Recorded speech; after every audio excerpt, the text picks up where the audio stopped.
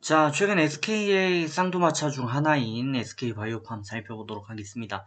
SK 하면 이제 바이오에 두 가지가 있습니다. SK바이오사이언스가 있고요. 또 바이오팜이 있습니다.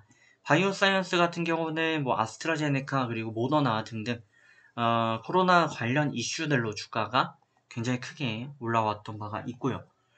SK바이오팜 같은 경우는 상대적으로 이슈가 좀 덜했습니다.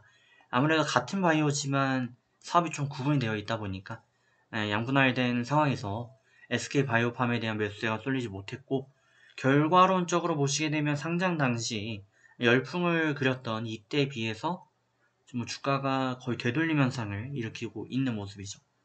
자, 그렇다면 SK바이오팜, SK바이오사이언스는 아무리 밀렸다고 해도 저점보다는 2배 정도 올라와 있는데 SK바이오팜 같은 경우는 바닥이란 말이죠. 그러면 지금 접근을 노려도 되는 구간인가? 이 부분 한번 체크해 보도록 하겠습니다. 자, 이슈 먼저 보고입니다.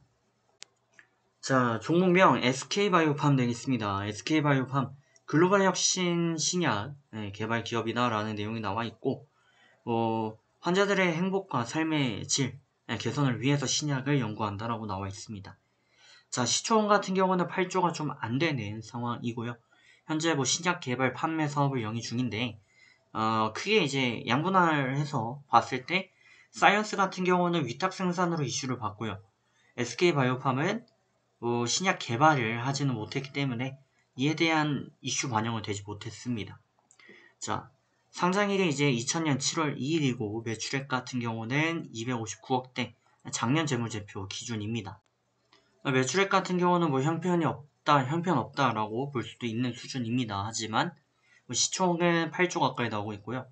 반대로 얘기해서 SK라는 이 브랜드 파워가 얼마나 큰지, 그리고 이 제약바이오 관련 산업이 얼마나 유망한지 그 부분도 저희가 체크해 볼 수가 있죠. 자, 현재 113억 규모의 의약품 공급 계약이 있다라는 내용이 있었는데, 이런 거 크게 중요하지 않습니다. 왜냐면 시총의 가치가 이만큼이라는 건 매출액이 조 단위 이상 나와줘야 된다는 얘기예요. 그러면 100억 정도의 공급 계약, 이게 이슈가 되기는 힘들죠. 또 추가적으로 보시면 미국 법인과 뇌전증 치료 신약 공급 계약, 그 내용이 나와 있는 겁니다. 하지만 당장 어마어마한 이슈는 없다. 하지만 장기적으로 봤을 때 결과론적으로 SK 입장에서 바이오사이언스와 바이오팜 어떤 걸 좀 더 키우게 될까요?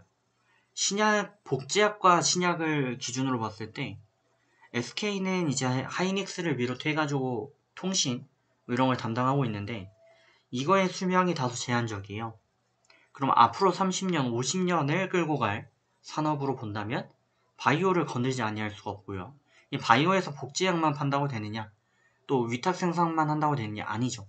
그럼 결과론적으로는 바이오팜이 좀 더 나중에는 역전할 수 있다. 지금 주가는 이런 상황이고, 또 SK 바이오 사이언스는 이런 상황이지만 이게 역전된다 라고 보는 게 장기적으로 타당한 견해죠.